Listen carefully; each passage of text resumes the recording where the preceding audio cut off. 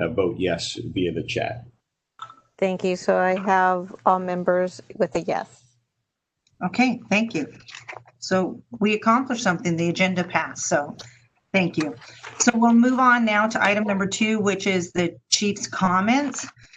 And I'll try to keep it brief, but I don't seem to ever do that. There's so much to always share with you. But first, I am not certain if everyone is aware that there's much congratulations and thanks to Captain Vern Salee, who is retiring on Friday after 25 years of service. So it was very unexpected for us, but we're excited for him. He's moving on to the corporate world, and his success, as we all know, in the drone industry has really placed a lot of attention on our organization and all the efforts that Captain Salee has really been the driving force behind the drone program, Drone as First Responder program. So we're very excited for him. So we will be saying goodbye to him on Friday morning, and we'll be doing a walkout ceremony for him. And if you get a chance to let him know your appreciation for what he's done, because he's done amazing things here at the police department. And then, so what happens with that? Here we go again. So it creates a ripple effect within the organization. And so we have an immediate opening. And so I've selected new Captain Don Redman, who has been one of our adjutant lieutenant positions right now, working on special projects within our organization with the drone program, and he's been behind the scenes doing amazing things. Has a lot of experience in multiple divisions throughout the organization, as well as the professional standards unit, which I think is a very important position to have had to understand all the challenges when it comes to complaints and making sure that the behavior of our officers is correct and that people are being addressed when there are issues. He has really had a lot of experience in that way. So we're excited for him. He will start on Friday. And so you'll have a new face to meet at our next meeting. When it comes to hiring, I think it's really important for us to emphasize where we're at within our organization right now. And so we've been keeping really clear records, trying to understand, because it's so busy right now. And you'll take note, Kathy, oh my gosh, poor Kathy, with what she has to do with all the changes and the challenges and the growth of our organization. So since in December 30th, it'll be 4 years that I've been chief of police. And in that time, I've hired a total of 65 new recruits, 26 lateral officers. Not in this list. I just hired someone yesterday from the sheriff's department because she wanted to be a part of an organization that she felt was very focused on community policing. So we're excited about that. But right now, that's 91 officers in less than 4 years. And with our professional staff, there's been so much growth. We've had 61 hires for professional staff. And then on top of that, I just spoke about promotions, we've had 86 promotions. So that is from the captain level, lieutenant, sergeants, and agents. And I'll tell you, the challenge is when I explained that, I was talking to Chief Bejarano, and he's like, that's fabulous, because you get an opportunity, Rox, to hire what your vision is and change the culture of the organization. And so although it's challenging when you have to train so many new people and you have to constantly, as my leadership team, we have to ensure and follow up and make sure that our vision is and our expectations are being pushed all the way down the level. I think that we're in a time right now where we can do tremendous things at Chula Vista Police Department. And I always say to shine the light on how an organization really works in partnership with their community. And on that same note, if you get a chance to come to the PD, you'll see that we're doing things all throughout the organization to reemphasize our values. And I wanted to share this because I haven't done that before, what our mission statement is here at Chula Vista Police Department.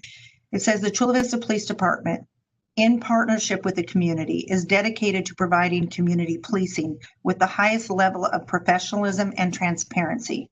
Chula Vista Police Department employees will provide fair, courteous, and compassionate service to enhance the quality of life in Chula Vista. And the values are leadership, respect, integrity, and accountability. So to us right now, it is so important that we're enhancing and building the culture of our department. And it's an important priority for our department right now. Community outreach is really essential right now, and I'll tell you why. You know, we're meeting with many groups, with activists, with organizations, and it's an ongoing process. And right now, it has to be, for whatever reason, there are many people who don't feel comfortable or aren't seeking us out, and maybe it's for good reason, I'm not sure. But our goal here is to be inclusive, and we need to reach out to all segments of our community and put a special emphasis on communities that feel marginalized and don't trust police. And so that's why it's so important for you as CAC members to work with the police department and the community.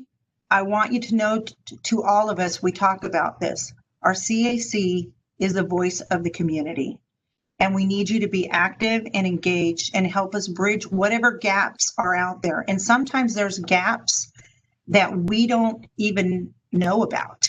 So, you know, I had some interesting experiences yesterday in meeting with some individuals, and they didn't have an issue with Chula Vista, but what is happening in society in general has created so much tension for law enforcement.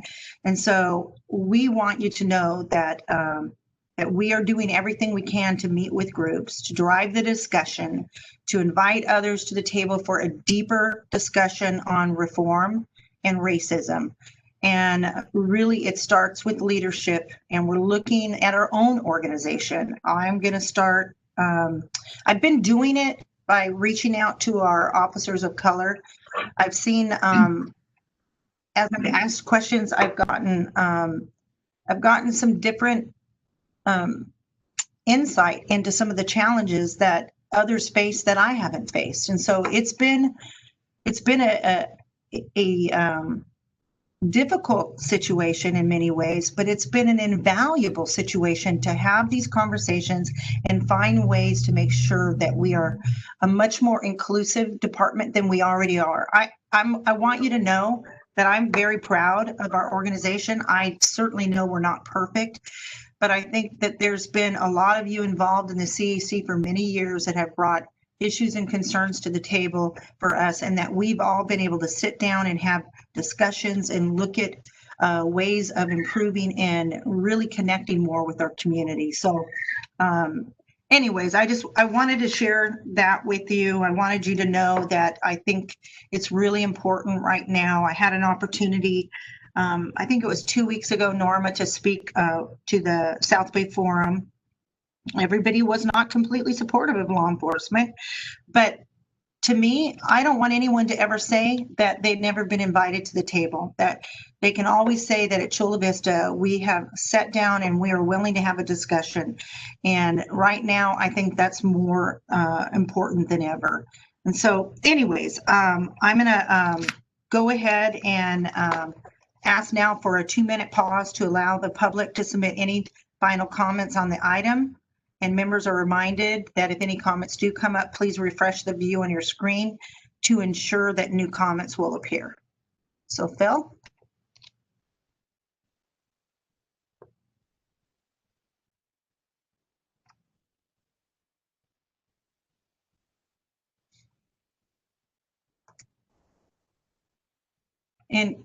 And Captain Collum, if I could ask, even if there are no public showing on my screen, they still have the ability to click on the web link to be able to provide a comment if they chose to, right? Chief, that is correct. I posted the comment is listed on our comment website. It's listed on our webpage as well as on the city clerk's webpage. And then I posted it as well in this meeting publicly, so anybody should be able to access it. Thank you.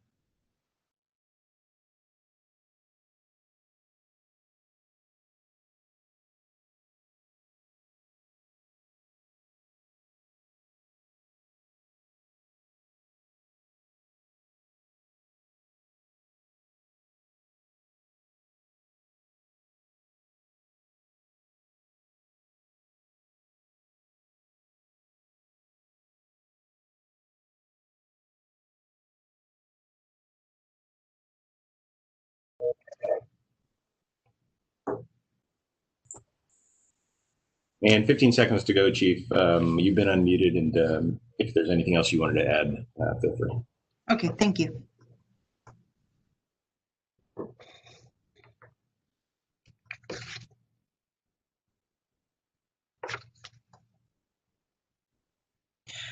And just for, I'm sorry, Chief, just for the record, Takesha, I know you're listening. I wanted to let you know I have been on the phone with the city clerk's office. We do not have a solution for the problem you're experiencing, but for now, I'm monitoring the chat window, so feel free to vote on any items through the chat window, and I can verbalize it for the record. Thank you, Chief. Thank you. Okay, the commenting period has now closed. Phil, were there any comments that we received from the public?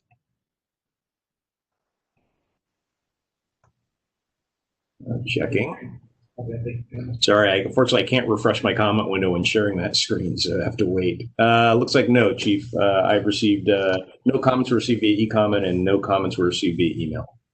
Okay, and before we move on to item number 3, I wanted to also recognize on the call today is Nicole Carnahan. She's our one of our special prosecutors for our neighborhood policing unit here for the city attorney's office. Nicole, you haven't had a chance, I don't believe, to introduce yourself. Did you want to just say hi for a second? Yeah, thank you, Chief. I just wanted to reintroduce the group, but I am the city prosecutor. I've been working on some projects over the past, it's been like a year and a half now that I've been with the city. We had been working on the marijuana dispensaries, and we made really great progress on that subject, and we're moving into some new areas, which I'm excited about. I would invite the group, if they have any ideas of issues they would like my unit to address or deal with, or how we can better serve the city. Obviously, my group is the neighborhood protection unit, so we're looking for ways to help our neighborhoods kind of bridge the gap between law enforcement and the court process. So I'm excited about the next steps that we're going to get into, but thank you. Thank you, Nicole. It's nice to have you here. We appreciate that. Thank you. So we'll move on to item number 3. And this next item is the creation of a temporary subcommittee to provide input on key department policies. And so Captain Collum, you were gonna announce this and work with the group. Yes, Chief, thank you very much. And thanks for everybody for being here. Even though we have a lot of challenges on the technical front, there's no doubt about it. I would note we've had a great success getting quorum through this resource as well. Your lighting looks fabulous. Why, thank you. It's my skincare routine. We in the past, the Community Advisory Committee has been great support in reviewing a variety of policies here and there. I know we worked a lot on, for example, an immigration policy a little while ago. We are in the process of the old national discourse and national dialogue. We are taking a close look at many of our policies, although I know and believe that we tend to be a very progressive and leading organization in this region and throughout the nation. We're not perfect, and certainly our policies can be modified and changed to meet changing needs and expectations of the community. So with that, we actually have a few policies we're looking deeply into that we actually want to get some deeper input from the community on, and we'd like to inquire with the Community Advisory Committee. When we've done, these include policies dealing with, for example, de-escalation, a duty of employees to intercede, our general standards of conduct, some policies regarding use of force, some things like that. And so the way we've done this in the past is for the immigration policy, for example, we actually convened sort of a subcommittee of the CAC, a group of, I think it was 2 or 3 individuals that helped, and we met separately with them. Because these can get pretty complex. There's a lot of legal concerns. There's police practices concerns as well as community concerns. And a smaller group is better to work this through. And then we would bring the completed product back to the entire committee. And so really we're looking to identify a couple willing volunteers willing to be part of a subcommittee to meet with the police department and review these policies. and provide input for the police department and for the chief of police on behalf of the CAC. So that's really the intention of this item. I, of course, welcome any discussion or questions in accordance with the Brown Act rules. But in the end, I'd love it if somebody was willing to, number one, be a volunteer, a couple people, maybe 2 to 3, with my recommendations. And although I'm open to obviously the recommendations, we are open to the recommendations of the CAC. And then if so, perhaps we need to entertain a motion to create that subcommittee formally. So that's really the end of my presentation. And Captain Collum, if you could just give an idea of some of the ones that we already pulled to the side to look at. Absolutely. Policies I'm referring to. Yeah, absolutely, Chief. As I mentioned, it's the de-escalation policy, our duty to intercede policy, our general conduct, standards of conduct policy, and then our use of force policy. So does any of our members have any comments or questions? And Chief, just to note in the chat, Takesha did chat that she would love to volunteer for this subcommittee. Okay, thank you. Hey, Captain, this is Gary question. Sublime. I think I heard Gary's voice first.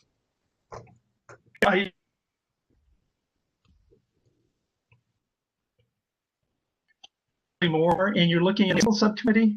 Okay. Okay, well, I'd like to throw my hat into the ring as well then.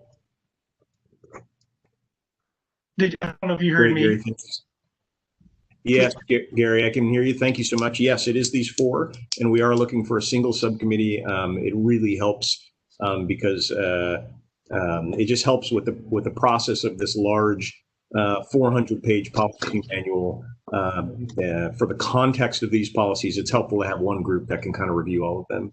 And got you that you're volunteering your services, which we very much appreciate. Hey, Phil, it's Carol here. Go ahead, Carol.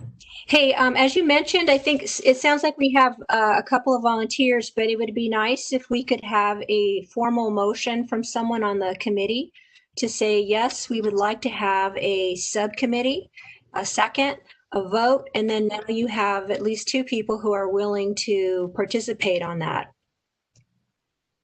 I can do that. Besides that, I'm also interested in being on the committee. This is Norma. But I'd like to make the motion that, yes, we are interested in having this temporary subcommittee to look at these items. Okay, and is there a second? Second, De La Garza. Thank you, Jose. And is there any further discussion? I know right now we have 3 people that have shown interest, Norma, Takesha, and Gary. Any further discussion? This is Patty. Can you hear me? Yes, go right ahead, Patty. I had a question when this committee was going to start. Do you have a date, a start date for when the committee would start reviewing? Tomorrow. That's right. We are looking to, this is of significant concern to our community. We recognize that, and the sooner we can obviously make any changes that are appropriate, the sooner we can get it out to our staff and actually implement it. So we're looking to move as fast as we reasonably can. Please, I'd like to put my name in as well. Okay. So any further discussion? So we have a motion on the table to create a subcommittee to look at policies for the Chula Vista Police Department.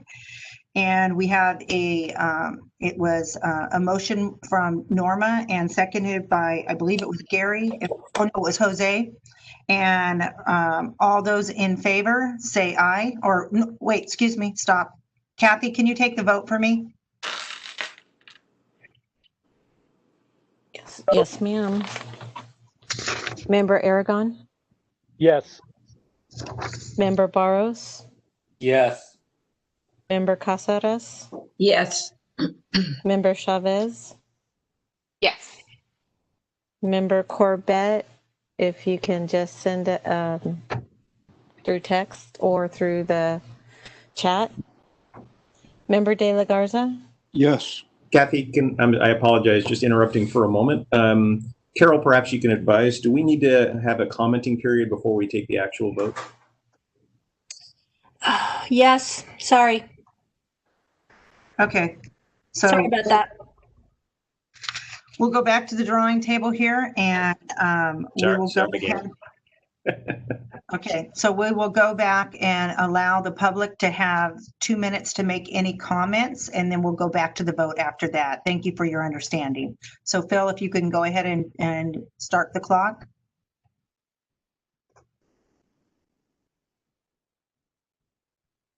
I know that was probably Courtney. Thank you very much. It wasn't me, but I did just send Phil a different question.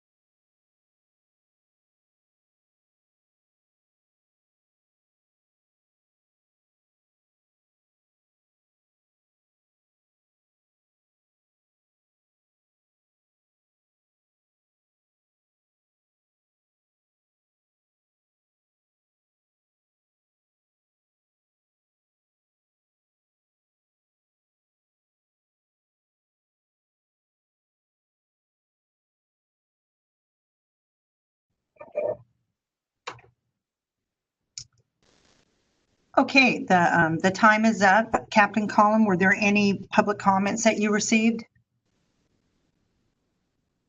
Just a moment, Chief, checking.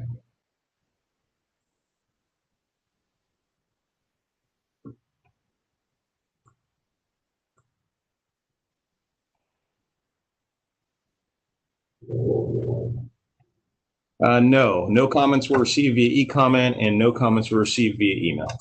Okay, great. Thank you very much.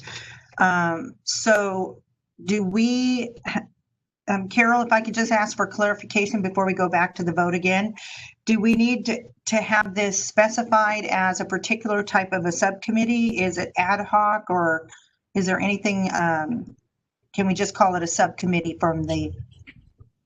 Chief, it's clear it's an ad hoc committee. It's formed temporarily for the purposes of reviewing the policies. So it's clear, I think, from the minutes and the context. And lastly, I would just ask that Kathy start fresh when she calls for the vote. Okay, great. Thank you very much. So we'll go ahead. We have the motion on the table from Norma to create an ad hoc subcommittee to look at key department policies. It was seconded by Jose, and we have 4 people that have volunteered to be a part of that committee, Norma, Takesha, Gary, and Patty. And so Kathy, if you could please call the vote from the group. Member Aragon, Yes. Member Barros, Yes. Member Caceres, Yes. Member Chavez, Yes. Member Corbett did send a chat as a yes. Member De La Garza, Yes. Member Harp, Yes. Member Kincaid, Member Kincaid. I believe she was having trouble. Okay, we'll come back. Member Milliken Yes. and Member Sablon.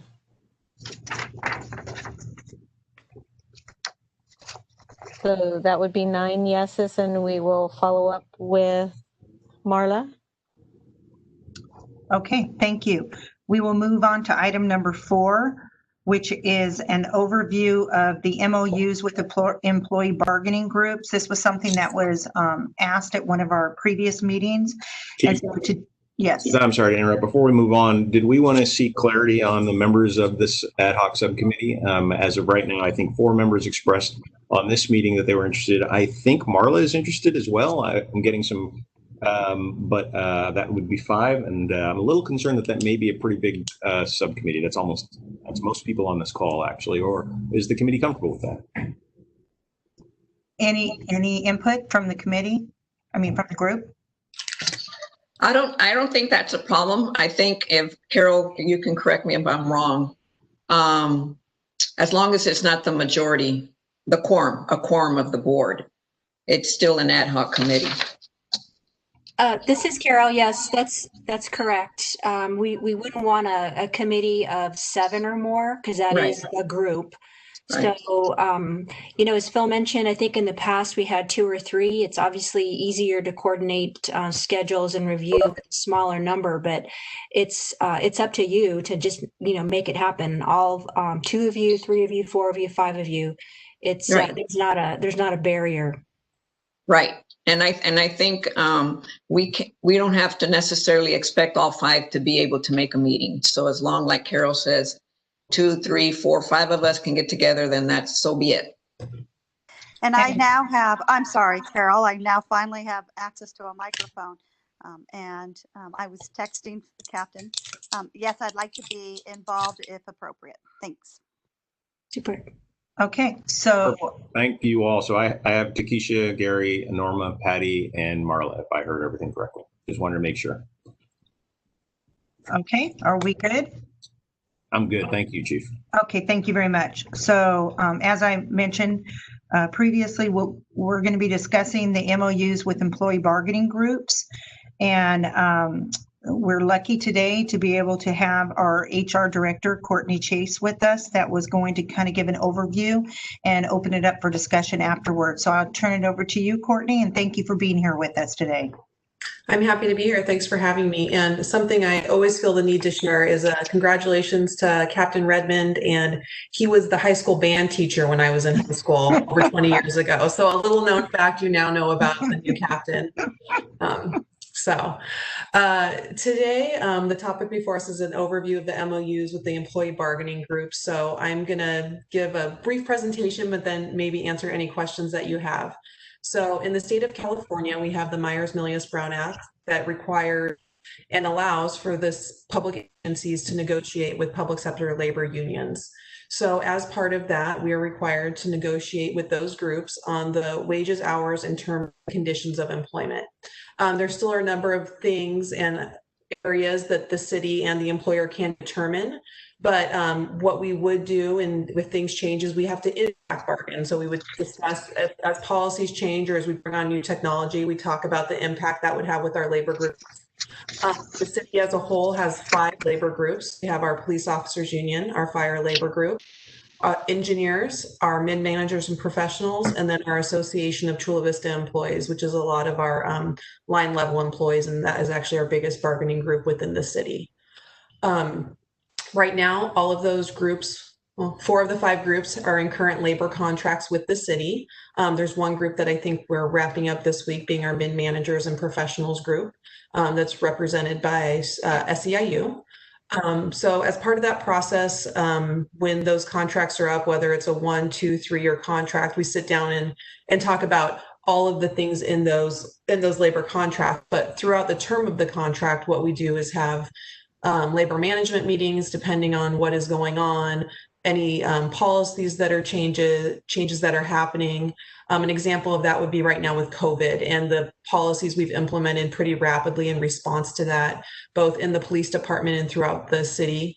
It's typical that we would create a policy, whether it's to wear a mask or to stay home if you're sick, or when laws are passed, how we implement those in the city. what would typically happen is from the HR department or wherever, whatever department would be creating new policy, would be sending those out to the labor groups for feedback. You know, this is how we're going to implement a law that was changed, and then look for any discussion, get feedback on any impacts that we might not see, and then move forward with those changes within the organization. I feel like that's a quick summary. Sorry if I talk quickly, but I don't know if there's any specific questions that you have about the employee labor groups or what we do in HR. Any questions, comments?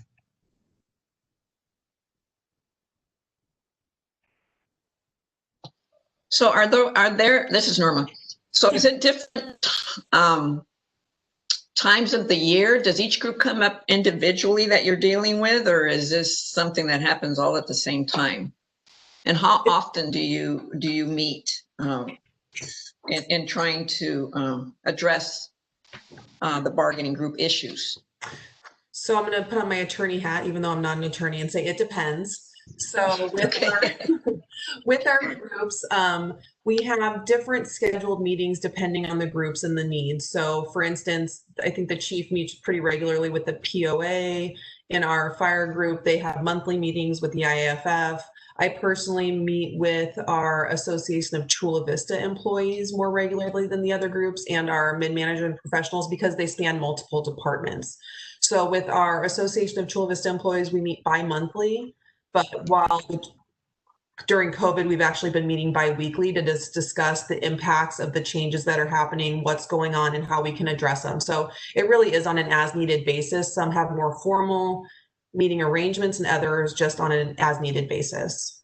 And as far as when the labor contracts expire, right now, 4 of the 5 are on cycle. They all come up at the same time, but there's nothing requiring that to happen. It just happens to be that way right now. And one is ends on a calendar year versus a fiscal year.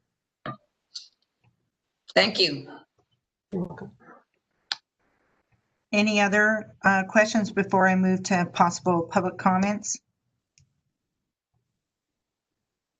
Okay, so I will now call for a 2-minute pause to allow the public to submit any final comments on the item.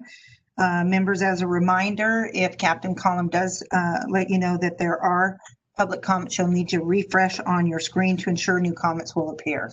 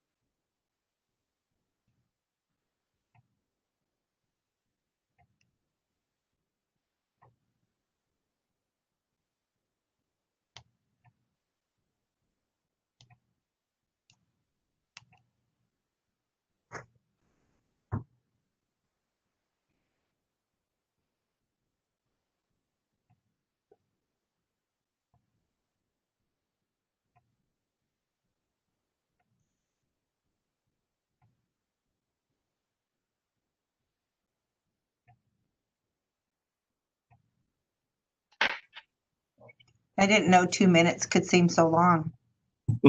You can still see the screen in the countdown, right? Yes, we're at 33. I'm trying to figure out why it disappears sometimes and why it doesn't. Just be happy you don't have 12 agenda items. Oh my gosh, yes, definitely. No, we got one more. We're almost there, everyone. This committee's great. I am very thankful for the people in this committee, even in these challenges. It's so patient and helpful. Since we have a couple more minutes, I'm going to plug something since I'm here and we have time. I would be remiss to say I'm also the staff liaison for the Human Relations Commission. And just a couple of stats or things that we're excited about in that group to share is that this year, the city, again, in the past 3 years, I think we've received 100 on the Human Rights Campaign scoring. That's a national standard that comes out, and our number, we've worked to improve that over the years. Also, we were the first city in the state of California to be designated a certified welcoming city. And I believe we might actually be still the only city in the state that has that designation. And that we also moved up from number 3 to number 1 in the New American Economy's immigrant integration, and it measures local policies and socioeconomic outcomes for immigrants. So while that doesn't touch on exactly everything we're doing here, I just wanted to share that information. Well, it does make us proud to be a part of Chula Vista, that's for certain. Yes, it's Courtney. a great place. Thank you, Courtney. So the commenting period for this item is now closed. Captain Collum, have we received any public comments? Checking, Chief.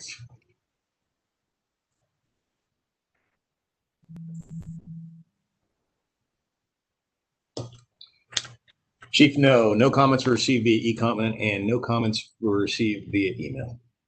Okay, before we move on to item number 5, does the committee have any other discussion on this item that they would like to share or make any comments? Okay, hearing none, we will move on to our last agenda item, which is an overview of our background investigations and our hiring process. And I really want to emphasize this to you right now because as we have, I believe you'll hear, we have approximately 26 openings right now for sworn positions. We have dispatcher positions. We have other positions throughout our organization. And you have the best opportunity to find the right people to be a part of our organization to help build that partnership with the community. And right now, our numbers are pretty good, you'll hear, in terms of our diversity within our organization. But I have noticed a little bit of a change here recently where we have not been receiving as many African-American applicants as we have in the past.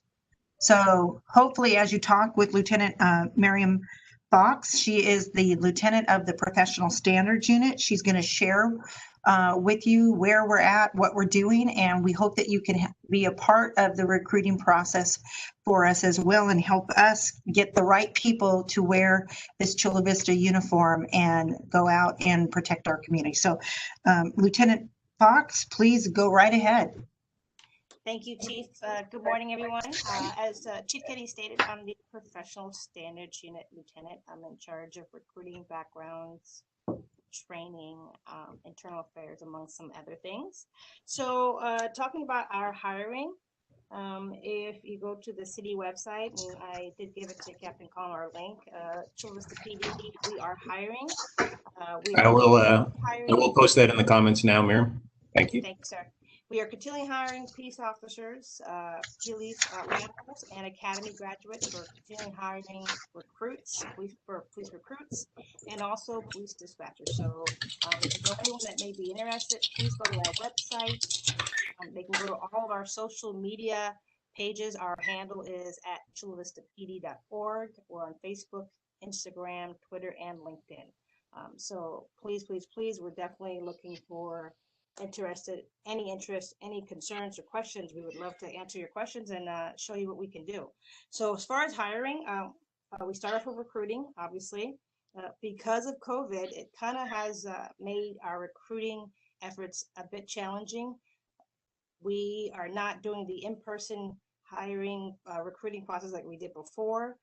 We just started to get invites for virtual recruiting. I know there's one coming up in November through Southwestern College, a virtual job fair, but we normally would be reaching out to people in the field through virtual job fair or regular job fairs and recruiting fairs. We also rely on a lot of officers to bring in potential candidates, those that are showing interest when they interact with people in the community. And we also have our cadet program, which obviously for high school age students who are interested in a career in law enforcement. So that's something that we use regularly, that we do pull some candidates from. And in the future, we're looking to increase our social media outreach. We know a lot of people are on social media and they get a lot of information through that way. And hopefully after COVID is over, we're looking to reach out to more of the universities to kind of give us a more diverse background for recruiting. As far as backgrounds, does anyone have any questions reference the recruiting piece? Okay, as far as backgrounds, so when someone applies, they go to the Chula Vista PD website, they put in an application, and then they get invited to take the written exam. All of our standards for our hiring selection process is through the POST standards, which is the Peace Officer Standardized Training. That's the POST. We're one of the agencies that participates in POST's program. It's about 600 agencies. POST gets their standards from the California State Minimum Standards for Peace Officers, California Government Codes 1029 and 1031. So again, through our background process, it's about 4 to 6 months, mostly closer to 4 months. If the applicant applies, they take the written exam, then they're going to be invited to the physical agility test, which consists of a 1.5 mile run, under 14 minutes, and then a obstacle course with different parts, which is like a 6-foot wall climb with a sprint, a 165-pound dummy or body drag, 32 feet, 500-yard run, and another short distance run with direction changes. That physical agility course is to basically simulate a pursuit or a foot pursuit that an officer may have to do. After the physical agility, then they're invited to an oral interview, a panel interview with officers and human resources involved in that. Currently, during COVID, we're doing these interviews virtually. So that seems to be working. And we normally would do them in person. Right now, they're doing virtually. After they pass the virtual interview or the oral interview, they get invited to our official background process. They get sent a personal history statement through an electronic link, and then they really start meeting with their background investigators on various times throughout the process. They have to do a polygraph exam. We do a DMV check, live scan, where we check for DOJ and FBI history. We do employment verification, personal reference checks, neighborhood checks. We go really in depth with the background because obviously we want to hire, great people that are interested in helping the community. They want to serve their community, and we have good moral character. Once they get through backgrounds, they are then invited to the chief of police interview. And our chief, who was a background investigator herself years ago, the chief will interview the applicant and decide whether or not they will go forward in the process. And if the chief decides that, then they get a conditional offer, and then they are invited to do a psychological evaluation and a medical to pass. Once they pass those two final parts, they are then given a final offer by the chief of police. And then they are either, if they're a police recruit applicant, they start the police academy, or if they're lateral, they would start immediately. So that's basically our process. We're excited. We have seen a decrease in applicants. We don't know if it's based on COVID or what's going on today with the social unrest, but we are excited. We're hoping that hopefully post-COVID and everything is opened up fully and we're at normal operations, that will increase. So that's pretty much it, unless anyone has any questions for me. Miriam, can I add one thing? So right now, I believe our vacancies at 26. Chief, we are now at 27. We had a supervisor that had retired that we were waiting to go off the books. And then with Captain Salih's retirement officially tomorrow will be 28. So what I also want you to remember is the support from our community gave us measure A. And so out of those numbers just right there, we just got 10 new positions recently. So it sounds like, oh my gosh, they have 28 vacancies. What is going on at Chula Vista Police Department? But we've been adding many positions. And if you think back to when I started as chief December 30th of 2016, our authorized numbers were 229 at that point. Now our authorized numbers are 270. So there has been growth and opportunities because of the support of our community through Measure A, and that's some of the reasons. So this is the time of the highest growth in our organization in the history of Chula Vista Police Department. So this is really important for us as a community to come together to, we call it the nudge. You know, sometimes people don't see themselves as potentially being a police officer, or some people think that they might not have the greatest respect, especially right now for law enforcement. This is the time where you want to get involved. If you want to be a part of change and you want to change, you have to change from the inside. So we're hopeful that that you'll take some of this information. We want to educate you as a CAC member so that you have the inside look within our organization, and that you help us as well find the right people to wear the uniform and protect our community. So does any other staff, before we go to public comment, have anything that they'd like to add? Can I add one thing?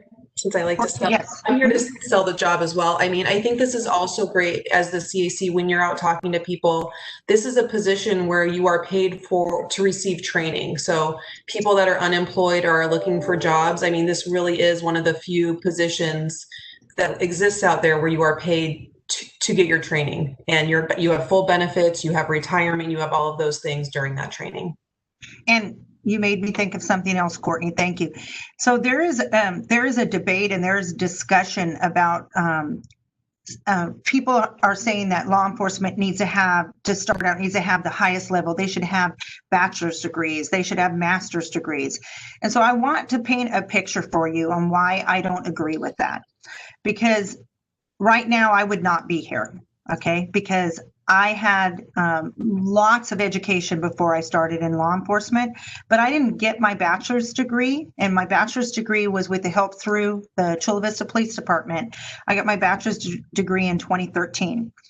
And we've said this before, so hopefully I'm not stating something that Captain Collum didn't want to know, but both Captain Thunberg and Captain Collum, we got our degrees later through the process. So what we hire for, and we would marginalize a certain segment of society if we said you have to have this degree. So we create programs to allow our employees to get the education on the job.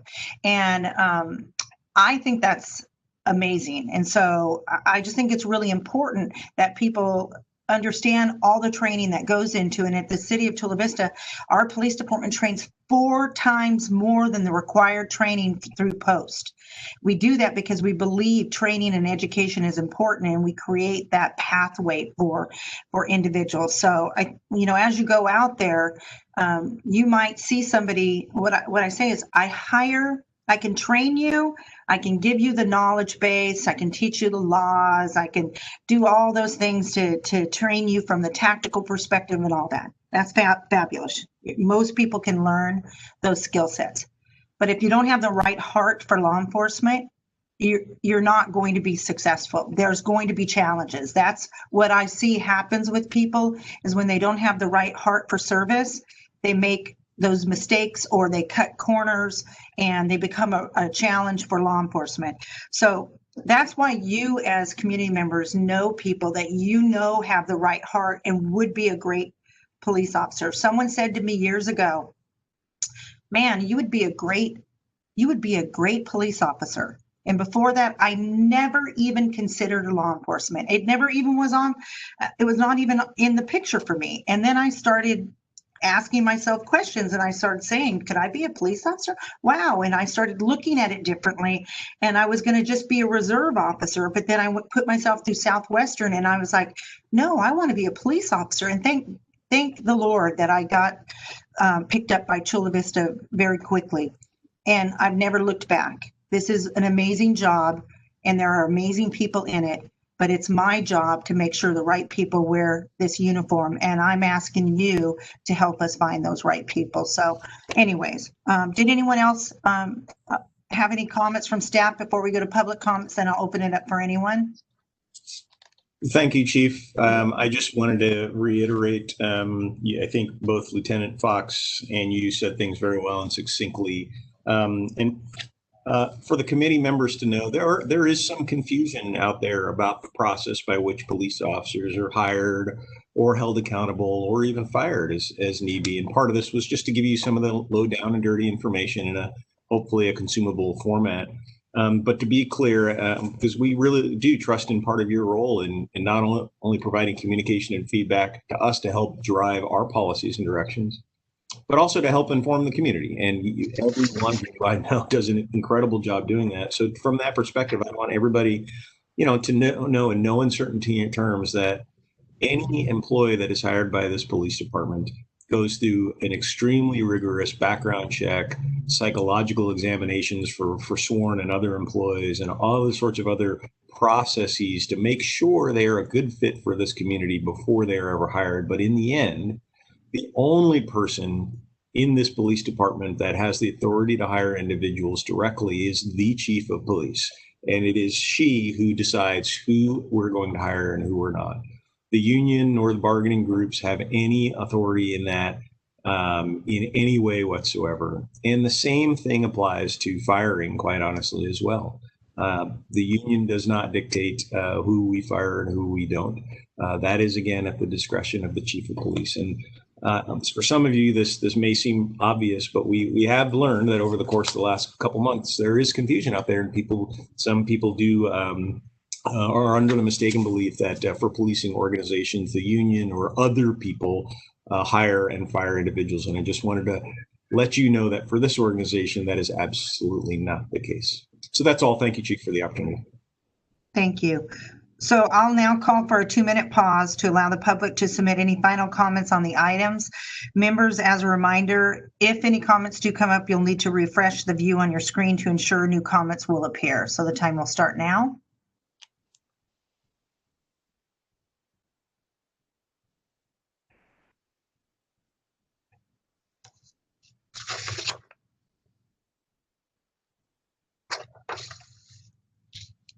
So after the 2 minutes, we'll have the opportunity for a roundtable. So if you have any questions or comments that you'd like to make, I'd get them ready to go. I know our time is a little bit over because we had so many technical challenges in the beginning. So I'm not going to do a roundtable. I'm just going to ask you to raise your hand in the screen so I could call on you if you'll have a comment after the public comment portion is over with. Chief, this is Norma. I have a question relative to item number 5. So okay. I don't know whether you want me to ask that question during comments or prior to our comments. I think, Carol, unless I'm mistaken, is it okay for her to do that while we're waiting for public comments? Yes. Okay, go right ahead, Norma. Okay, good. Thank you, Lieutenant Fox, for your information. What I'm wondering, and whether this is something that Lieutenant Fox could answer or Chief, if you can answer, as far as the source of the police officers that you do hire, where they come from, do you keep data as far as what percentage of them were lateral hires? Which of them might have a military background, came from the military? Was it through maybe college recruitment fairs? That kind of data. I don't know if you break it down. Another question I have is, I know this is difficult during COVID because, they're not holding any career fairs anymore. But in trying to address the issue of Chief, you mentioned something about how you never even thought about police officer until somebody said so. Well, sometimes you need to plant that seed early on, which is during high school. As, even could be even junior high school. But I don't know if the department does that any longer, where you're represented at high school career fairs, because I know there are high school career fairs, or maybe Sweetwater Unified High School District may have one career fair. But I think it is important to have a presence at those, because you do want to plant the seed early on. And, you know, that's one way of doing it. But do you keep data on from what source your hired officers came from? So I'm going to let Miriam, Lieutenant Fox answer that, but first on the pool of candidates and where can we look for them. One of the best recruiting successful programs that we have is our Cadet Explorer program.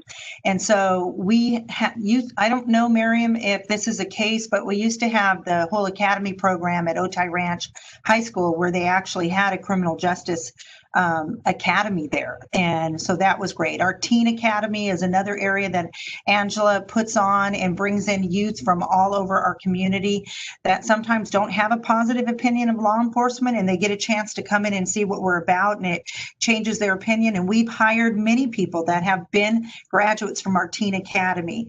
The Explorer program is huge for us right here. So, but we're continuing to try every avenue. We're starting to work with the YMCA, but it takes long term. You have to have families be supportive of law enforcement too. So Lieutenant Byron, did you want to add anything? Yes, Chief. So reference the background information. We have all that in their backgrounds, but we don't have it put together maybe in a statistical purpose. So that would be very interesting to see. Now you just gave her another project, Norma. Yes.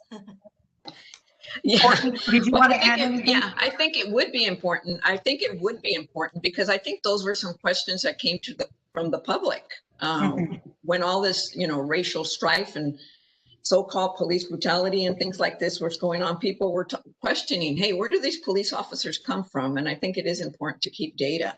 Another, you know, Chief, you were mentioning some of the sources you go to, you know, the Teen Academy, the cadets and all that.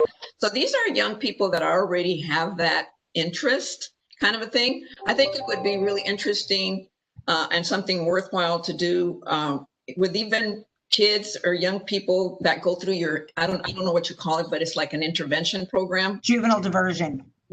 Juvenile diversion. Okay. Those kids, I think those kids would, you know, getting them to see, maybe to consider the Teen Academy, maybe to consider this, but, you know, so that they say, hey, wow, really me? You know, I'm the kid that gets in trouble. Okay, yeah, you do, but you know, you must, you know, let's look at that, you know, so they can see themselves as potential, you know, officers for our community. Because that's to be perfectly honest, that's the kind of kids I think I would like to see, because they also know basically what can get you into trouble, and you know, they can relate to some of these other teens that have been getting into trouble. So anyway, just a thought. Good points. Okay, so we've already done our 2 minutes. So now it's time for committee discussion. If anyone has anything. Chief, just before you jump on, did you, I just wanted to articulate for the record that no comments on that last item were received via e-comment, and no comments were received via email. Thank you, appreciate that. Okay, so does anyone, any of our Community Advisory Committee members have any comments or questions that they would like to share? I see Gary has his hand up. Oh, I can't see him. Go ahead, Gary. Yes, I'm curious, do we have an established goal regarding the ethnic composition of our police force? And if so, how does that tie into boxes going through in terms of hiring? So we would always like to be reflective of our community, without a doubt. So for instance, with our African-American community, our community is approximately 4%. Within our organization, we're 8%. And all of this information is available on our website. You can always take a look at that. Within our department, our Hispanic officer numbers is approximately 32%. And I know within our community, it's 61%, but it's also, as Courtney would add, it's how they self-identify. So you can have someone who is mixed race. They could be black and white, but they see themselves as black. So we take the information from them, how people self-identify. So our Caucasian officers is, I don't have it in front of me right now, but I know it's up higher. What is it? 53%. 53%. And so that doesn't reflect, that's we have more officers within our organization that are Caucasian than we do within our own community. So we want to have the best candidates. We want to be reflective of our community. We want to make sure that within our community, like right now, I said our African-American numbers, I'm not seeing any African-American candidates coming through right now. And that is concerning to me because I think that there's a lot going on where maybe somebody of African-American descent would say, there's no way I'm going into law enforcement. And so that's not good for our organization as well. So, however you can help us, if you have ideas, like Norma was giving out some great ideas, please feel free to reach out to us. You might be aware of a non-conventional event that would be a great recruiting opportunity for us to just have conversations. And like I said, give the nudge to someone about law enforcement. They may have never, ever even considered that as something that they might be interested in. And as you start to share the excitement about what we're doing, and especially here in Chula Vista, I believe that we would get many people that would want to be a Chula Vista police officer. And I did put the link to our employee demographics, which is publicly available on our webpage, and I dropped it right in the chat. Anybody's welcome to take a look at it, share it, and save it. And it's an area we consistently work on. And then also, just so everybody knows, Takesha had to leave the meeting, as did Anthony Milliken as well. And I would like to do one more positive note that something very exciting has happened at the police department over time. We were at about 13% female officers in our police department, and we're out right now up close to 19%, and the national average is 13 to 14%. So something great is happening in Chula Vista, and we're pretty excited about that. So we'll see where we go from here, but we really are changing the face of this organization. In the past 28 years, I could tell you, I won't write my book until I retire, but this department has changed over 28 years tremendously, and it's been all for the better. So any other questions, comments?